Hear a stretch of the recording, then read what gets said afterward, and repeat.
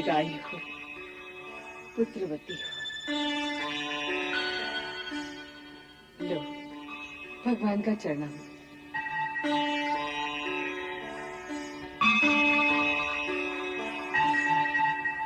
राम, हम तीनों माताओं की इच्छा इस वर्ष शरद नवरात्रों के दिनों में एक लंबी यात्रा पर प्रस्थान करने की। यदि तुम्हारी अनुमति हो तो हमारे जाने का प्रबंध कर दिया जाए। माता, आपकी इच्छा मेरे लिए आज्ञा के समान है। इसके लिए मेरी अनुमति का प्रश्न ही नहीं उठता।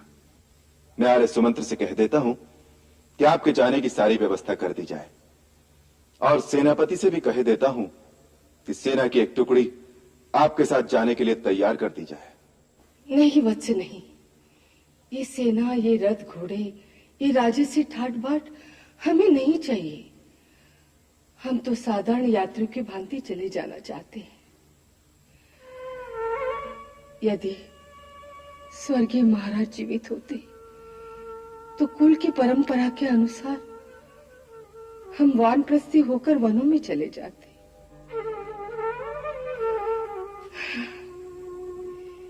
ये हमारा वानप्रस्थी समझो।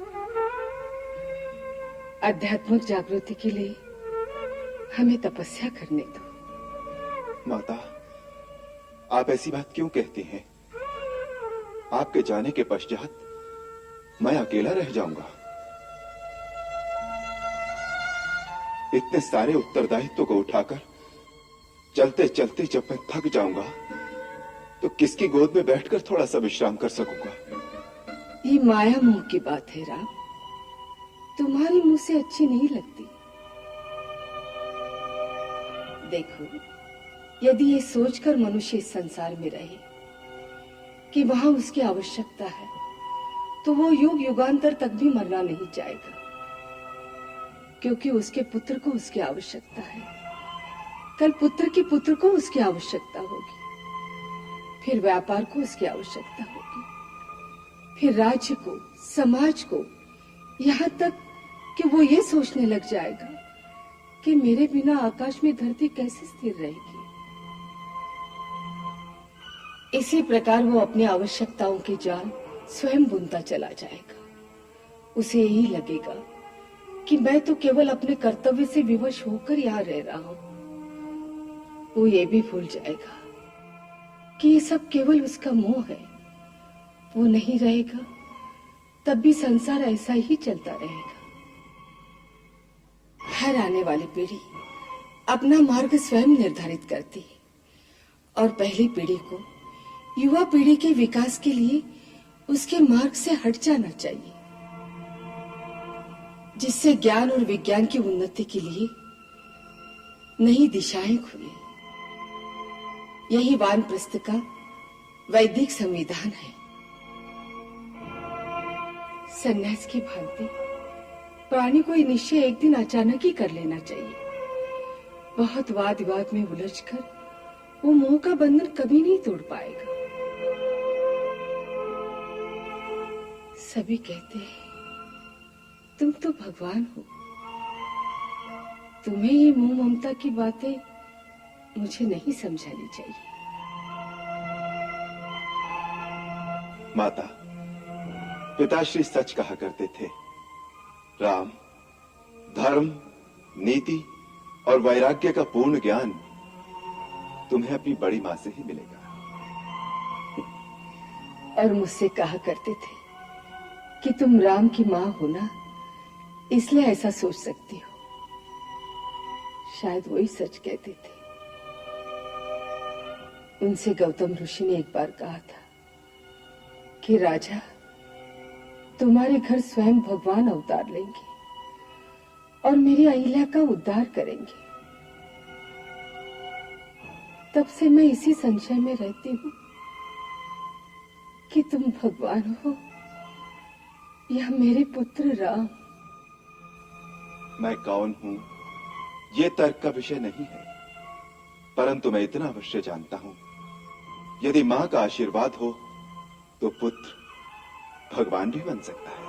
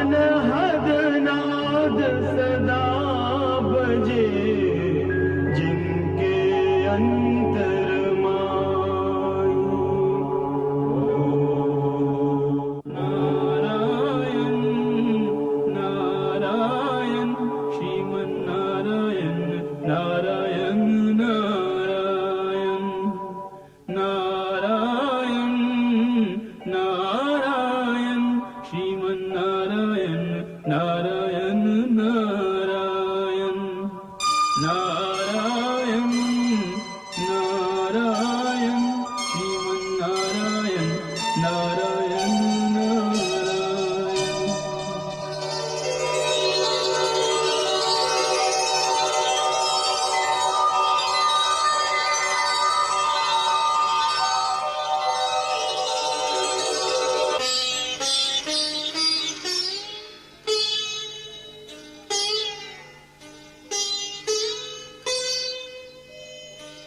नमो नारायण। नारायण नारायण। देव ऋषि, आपका स्वागत है। आपके पधारने से वाल्मीकि की कुटिया पावन हो गई।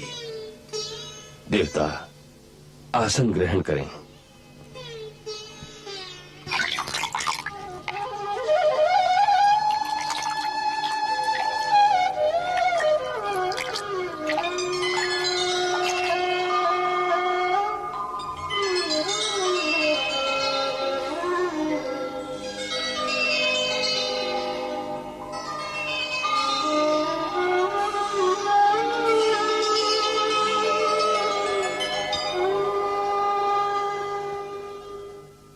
भगवान, आपके आश्रम में आने से ऐसा लगता है जैसे सारे तीर्थों का पुण्य एक साथ मिल गया हो।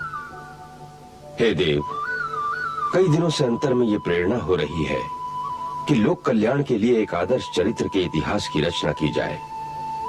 ये जानने के लिए कि आज की सृष्टि में ऐसा महामानव कौन है जिसके चरित्र का वर्णन करने से संसार का कल्याण हो, मानव उससे शिक्षा ग्रहण करे और उसके द्वारा जो उपदेश दिया जाए वो धर्म, अर्थ, काम और मोक्ष प्रदान करने वाला हो। ऐसे पात्र का चिंतन करते हुए मन बार बार आपके चरणों की ओर आकर्षित हो रहा था, क्योंकि आप सर्वदा तीनों लोकों में स्वच्छंद विचरते हैं। इसलिए केवल आप ही मेरे इन प्रश्नों का उत्तर दे सकते हैं कि आज संसार में ऐसा पात्र कौन है जो गुणवान, वीर्यवान, धर्मज्ञ, उपकार मानने वाला, सच बोलने वाला और दृढ़ प्रतिज्ञ हो। महर्षि वाल्मीकि, आपके अंतर में जो इतिहास रचना की इच्छा प्रकट हुई है, यह परमपिता श्री ब्रह्मा जी की प्रेरणा से हुई है। आपने जिस पात्र, जिस चरित्र को अपने इतिहास का नायक बनाने की इच्छा प्रकट की है, वह उचित ही है, क्योंकि शास्त्र ने भी इतिहास की परिभाषा यही की है कि धर्मार्थ काम मोक्षाणम उपदेश समन्वितम पूर्ववृतम कथायुक्तम इतिहासम प्रियक्षते। ऐसा पूर्व वृत्तांत जिसमें कथा का रस हो और जिसमें ऐसा उपदेश भी हो जो मनुष्य को धर्म, अर्थ, काम और मोक्ष प्राप्त करने में सहायता दे, वही इतिहास कहलाने योग्य है। ऐसे ही एक अनुपम इतिहास की रचना के लिए ब्रह्मा जी ने आपका चयन किया है।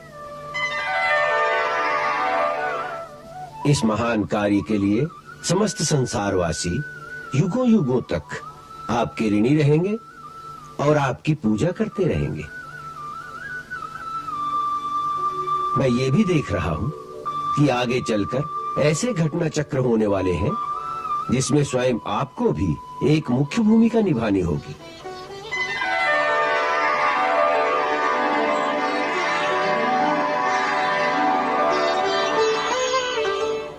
मुझे देव ऋषि? हाँ महर्षि, आप भी उस इतिहास के एक महत्वपूर्ण पात्र होंगे। परंतु आपने मुझे ये तो बताया ही नहीं कि उस इतिहास का नायक कौन होगा। अब मैं आपके उसी प्रश्न का उत्तर देता हूँ कि जो गुण आपने वर्णन किए हैं, उन समस्त गुणों को धारण करने वाले आज तीनों लोकों में एक ही महापुरुष हैं। कौन है वो?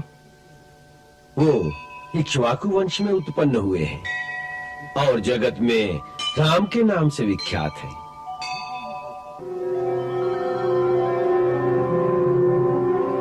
श्री राम। जिस तरह नदियां समुद्र में आकर मिलती हैं, उसी तरह सारे गुण श्री राम में आकर मिलते हैं। वह गंभीरता में समुद्र और धैर्य में हिमालय के समान है। वे भगवान विष्णु की तरह बलवान हैं। वे क्रोध में कालाग्नि के समान और क्षमा में पृथ्वी के सदृश है। अपने पिता के वचन की रक्षा के लिए 14 वर्ष का वनवास काटने के पश्चात अभी अभी उनका राज्याभिषेक हुआ है और इस समय उनकी प्रजा रामराज का सुख भोग रही है। श्री राम कथा से बढ़कर संसार में दूसरी कोई कथा नहीं होगी। महर्षि, क्या बताऊं, ये श्री राम कथा अपूर्व है, अनुपम है, कल्याणकारी है, सब सुखदायी है। राम कथा सब विधि सुखदाई, राम कथा सब विधि सुखदाई।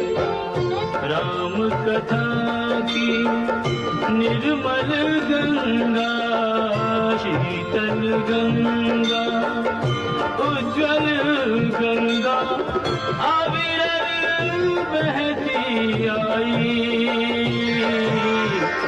राम कथा सब विधि सुखदाई है, ये कथा सब विधि सुखदाई।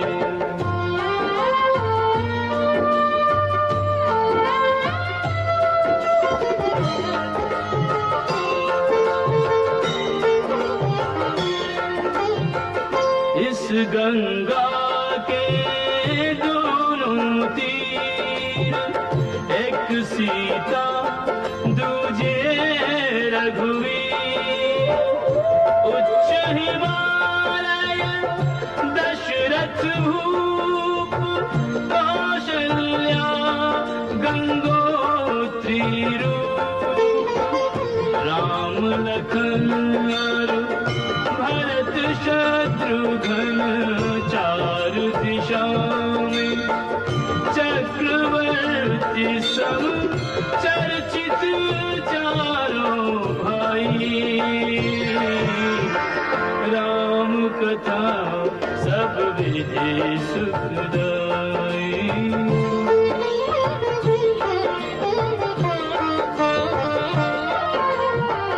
राम कथा सब विधि सुखदाई। रामायण के बीच कर प्रभु चरित बखान। देव ऋषि नारद चतुर हो गए अंतर ध्यान।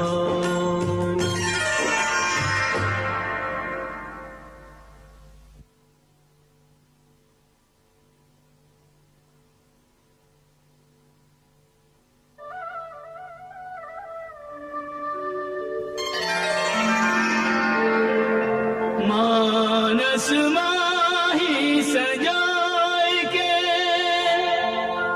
वैदेही रघुवीर। संध्या वंदन को चले ऋषिवर तम साथी।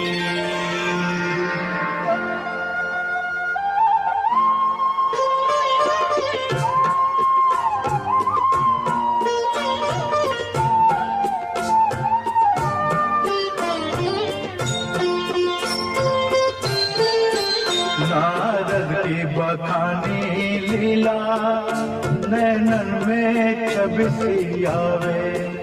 चितराम के रस में भीजो, कछुआ बन को बुलावे।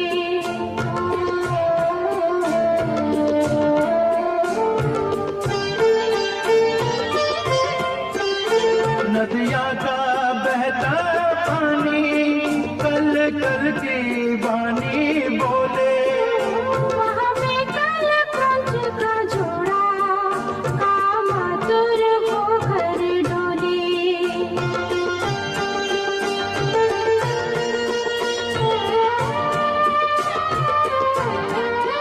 तब वाल्मीकि ने देखा एक व्याध वहाँ पर आया, रत क्रीड़ा करते जोड़े पर निर्मम ने बाण चलाया।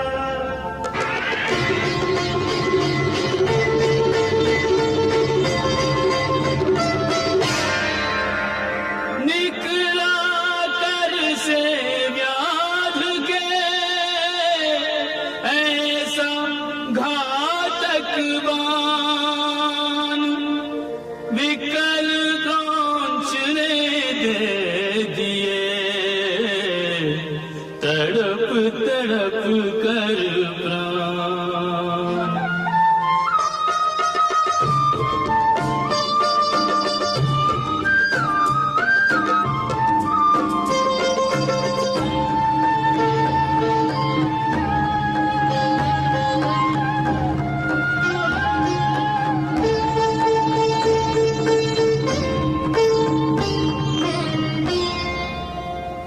अधम शिकारी तेने पाप कियो मारी, जोड़ी कर दे यारी तोहे तरस नायो है। काम मग्न पंछी ने की कीड़ा में विघन डारो, वहाँ दुख दीनो तेने कहा सुख पायो है। जीवन उजारो मेरो मैंने का बिगाड़ो तेरो, बिरहा के अगन में मोहे क्यों डरायो है। कौन से जन्म को जे बैर निकारो, मेरो किया काहे मारो, मोहे बधी क्यों ना कायो है।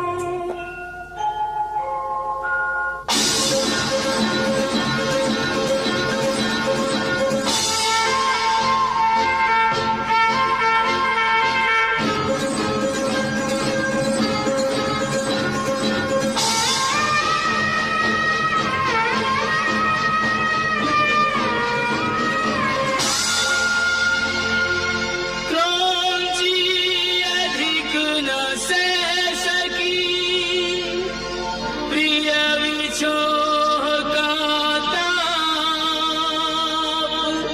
ऋषि ने पंछी देख मृत, दिया बधिक को श्राप। मां निषाद प्रतिष्ठां त्वम् अगमा शाश्वती सभा, यत् क्रौंच मिथुनादेकम् अवधीह काम मोहितम्।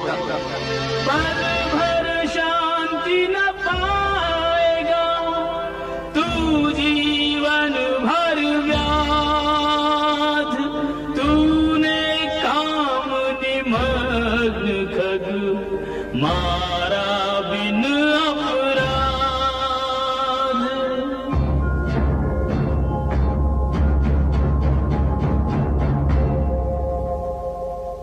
आए आश्रम अनमने,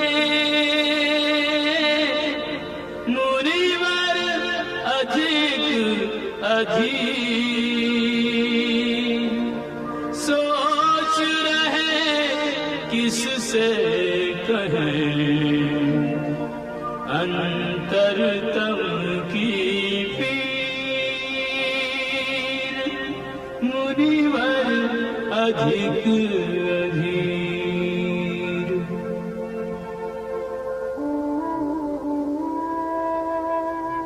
गुरुदेव,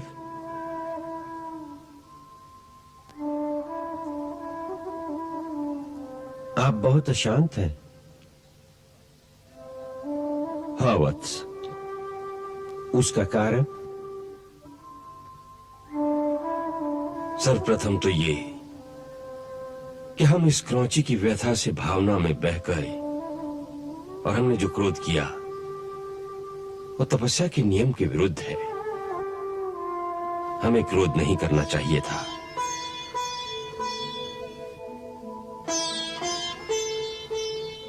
सब प्राणी अपने अपने कर्मानुसार फल भोगते हैं। क्रौंची ने अपना फल भोगा, विराट उसका फल भोगेगा। फिर भी मैंने जो उसे श्राप दिया कि तुझे नित्य निरंतर कहीं शांति ना मिले, यह अनुचित ही था। इतना भयंकर श्राप था। मां निषाद प्रतिष्ठां त्वम् अगमा शाश्वती समा यत् क्रौंच मिथुनादेकम् अवधीह काम मोहितम्।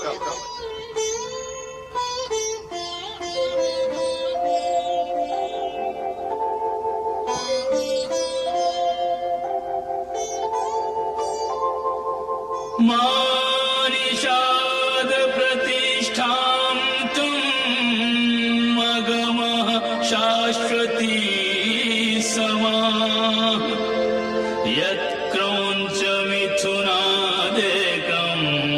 अवधीह काममोहितम्।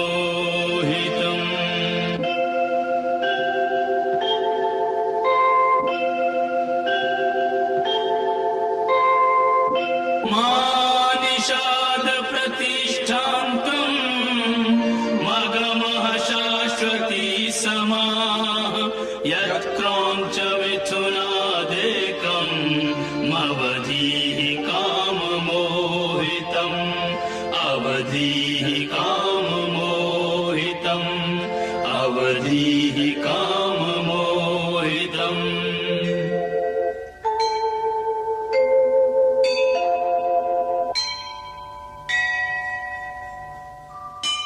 भरद्वाज जी गुरुदेव। देखा तुमने, सुना तुमने? क्या गुरुदेव? देखो, मेरी जिह्वा से श्राप रूप में जो वाक्य निकला है वो 4 चरणों में आबद्ध है। इसके प्रत्येक चरण में 8-8 अक्षर बराबर बराबर हैं। इसे लय पर गाया भी जा सकता है। अतः ये वचन श्लोक बनकर छंदबद्ध काव्य रूप हो गया है। इसका अर्थ है कि सृष्टि का पहला काव्य होगा। अवश्य।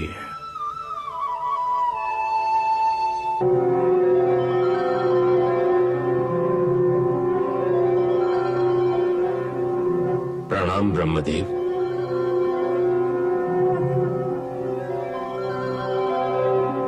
कल्याणमस्तु।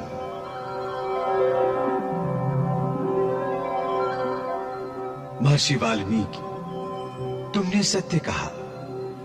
तुम्हारे मुंह से निकला ये छंदोबद्ध वाक्य श्लोक रूपी हो गया है।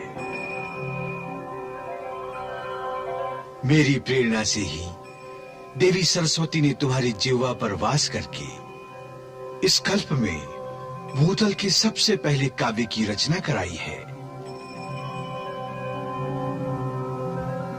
तुम्हारे द्वारा प्रभु राम के महान आदर्श चरित्र का वर्णन किया जाना निश्चित है। इसलिए ये काव्य शक्ति तुम्हें प्रदान की गई है कि तुम नारद द्वारा बताए गए भगवान श्री राम के उज्जवल चरित्र को रामायण नाम से काव्यबद्ध करो। वत्स, मेरे वरदान से श्री राम का समस्त गुप्त या प्रकट वृतांत तथा सीता और समस्त देवों तथा असुरों का गुप्त या प्रकट चरित्र जो हो चुका है, जो होने वाला है, अज्ञात होने पर भी तुम्हें ज्ञात हो जाएगा। ये परम सिद्धि तुम्हें प्रदान की गई है कि तुम जो लिखोगे वही सत्य हो जाएगा।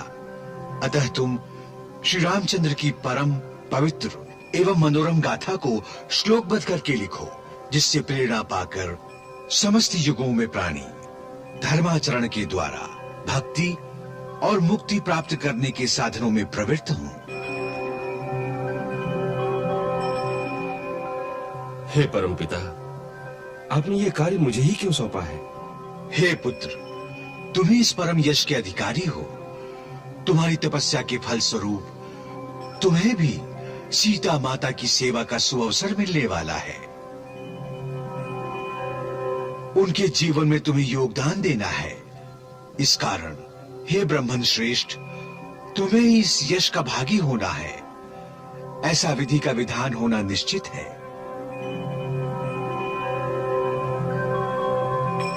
तुम्हारे द्वारा कहे गए प्रथम श्लोक से आज एक महाकाव्य की रचना का श्री गणेश हुआ है। उस महाकाव्य का श्री गणेश इतने करुणाजनक दृश्य से क्यों हुआ है? उसमें इतनी पीड़ा क्यों है?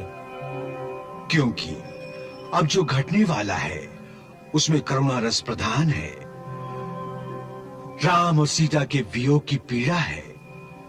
राम और सीता के जीवन में जो सुख दिखाई दे रहा है वो जल्दी ही समाप्त होने वाला है।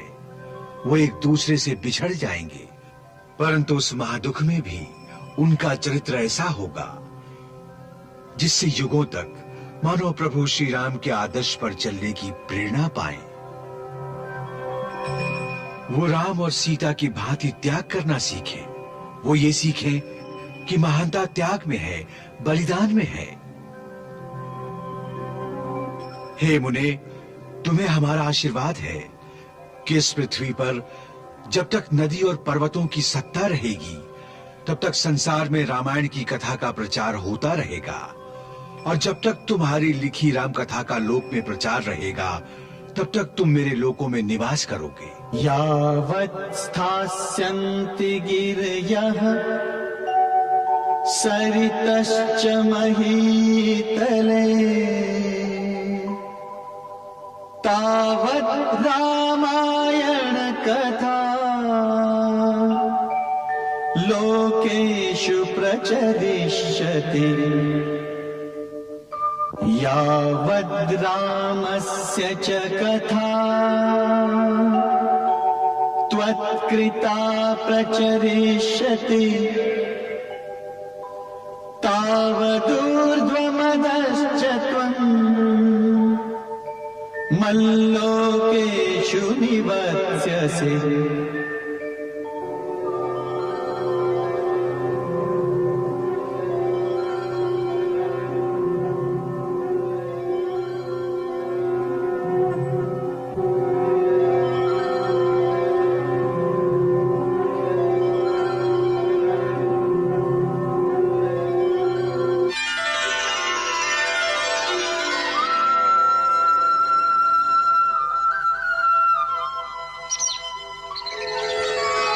श्री ब्रह्मा और नारद जी की प्रेरणा से जब वाल्मीकि ने रामायण महाकाव्य लिखना आरंभ किया तब ब्रह्मा, शिव और नारद आदि के साथ कागभुशुंडी ने भी उन्हें प्रणाम किया।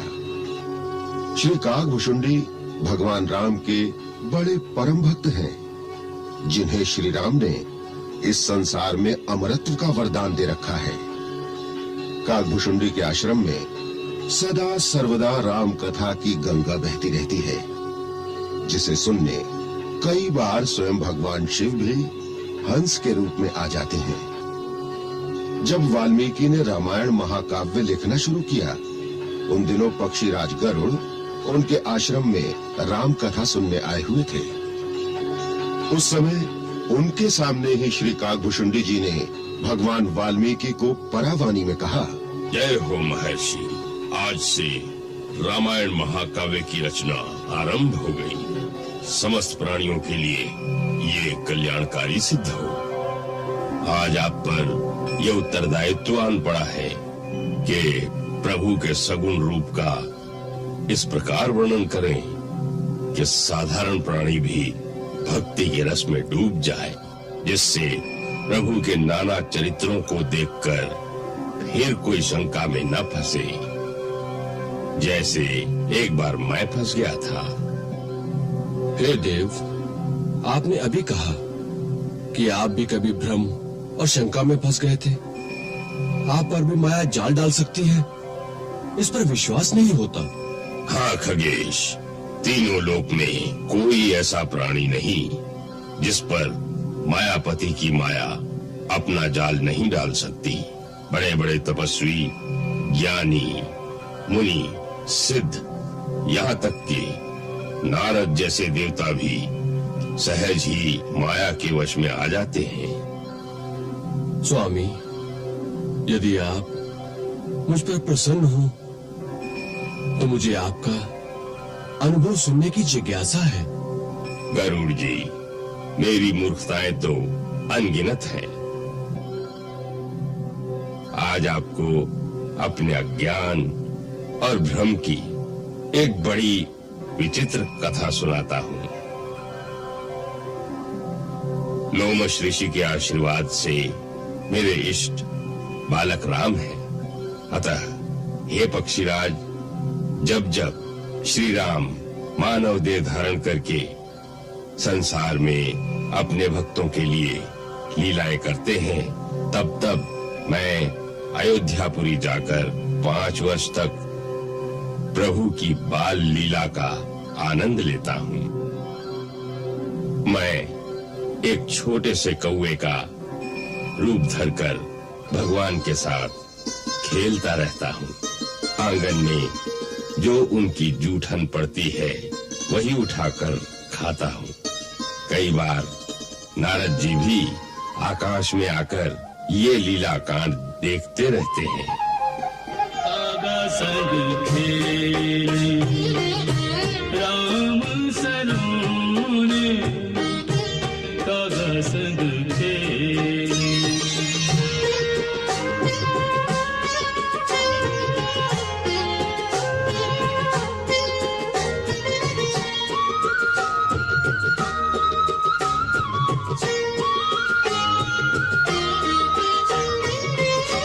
धरनी परे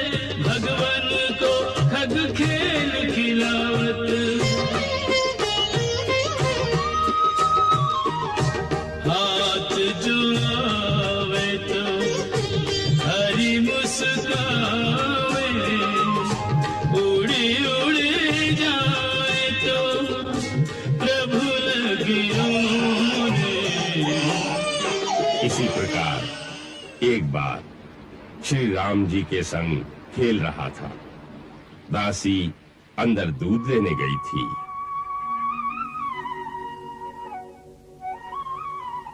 हम दोनों अकेले थे। वो मुझे रोटी दिखा दिखा कर खिजा रहे थे।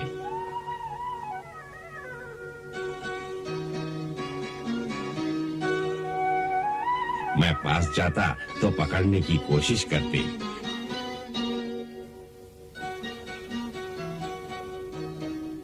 खेलते खेलते मैंने उनके हाथ से रोटी छीन ली। इस पर वो जोर जोर से रोने लगे।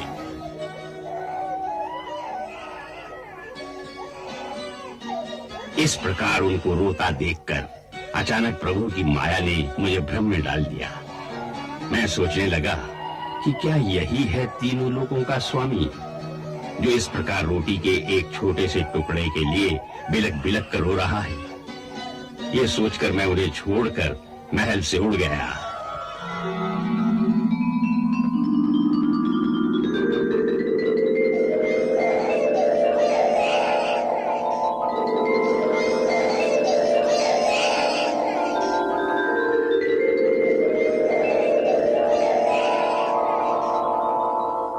थोड़ी देर के बाद क्या देखता हूँ कि वही रोता हुआ बालक मेरे पीछे पीछे आकाश में उड़ रहा है।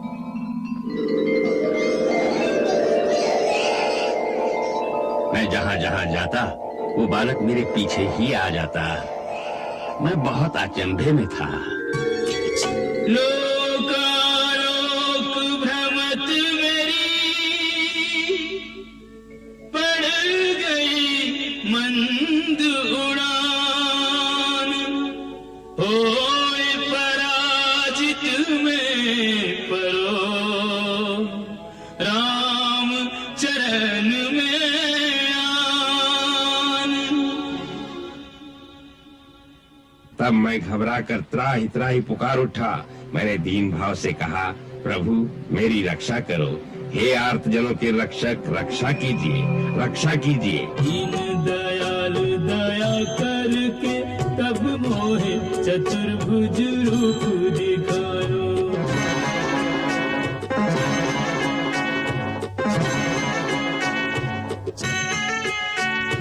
काग रे काग तू मांग रे मांग, तेरो अनुराग मेरे मन भायो।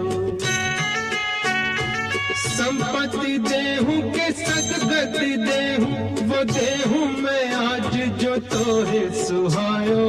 रिद्धि के सिद्धि के मुक्ति मैं देहूं के देहूं, वो दान जो कोई न पायो। रिद्धि के सिद्धि के मुक्ति मैं देहूं के देहूं, वो दान जो कोई न पायो। उनकी प्रेम भरी वाणी सुनकर मेरे अश्रु आ गए, परंतु मैंने मन में विचार किया कि प्रभु ने सब सुखों को देने की बात कही है, परंतु जो वास्तव में सुखों की खान है वो भक्ति देने की बात तो प्रभु ने कही नहीं। ये सोचकर मैंने प्रभु से विनती की कि प्रभु मुझे ये सब कुछ नहीं चाहिए, मुझे तो केवल अपनी भक्ति प्रदान करें। हे काग, तुम स्वभाव से ही बुद्धिमान हो, इसलिए तुमने सुख नहीं मांगे परंतु सुखों की खान भक्ति मांगी। तुम जैसा कौन बड़भागी होगा जो ऋषि मुनि जप और योग की अग्नि में शरीर को जलाकर करोड़ों यत्न करके भी नहीं पा सकती। तुमने वही भक्ति मांग ली। तुम्हारी चतुराई पर मैं रीझ गया हूं। अब मेरे प्रसाद से भक्ति के साथ समस्त शुभ गुण भी हृदय में वास करेंगे। तुम मेरे निर्गुण और सगुण दोनों रूपों को पहचान जाओगे। काल तुम्हें कभी नहीं मार सकेगा।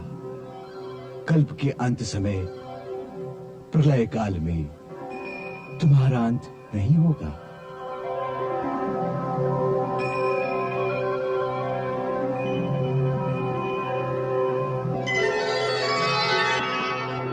आहा, आपने तो मुझे साक्षात भगवान से मिला दिया। हे गरुड़ जी, ये सब श्री राम की कृपा है।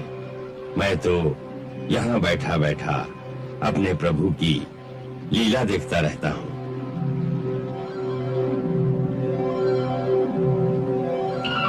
प्रभु अयोध्या में है और मंदिर में शिव की पूजा कर रहे हैं। कर्पूर गौरम करुणावतारम संसार सारम भुजगेन्द्रहारम सदा वसंतम हृदयारविंदे भवं भवानी सहितं नमामि।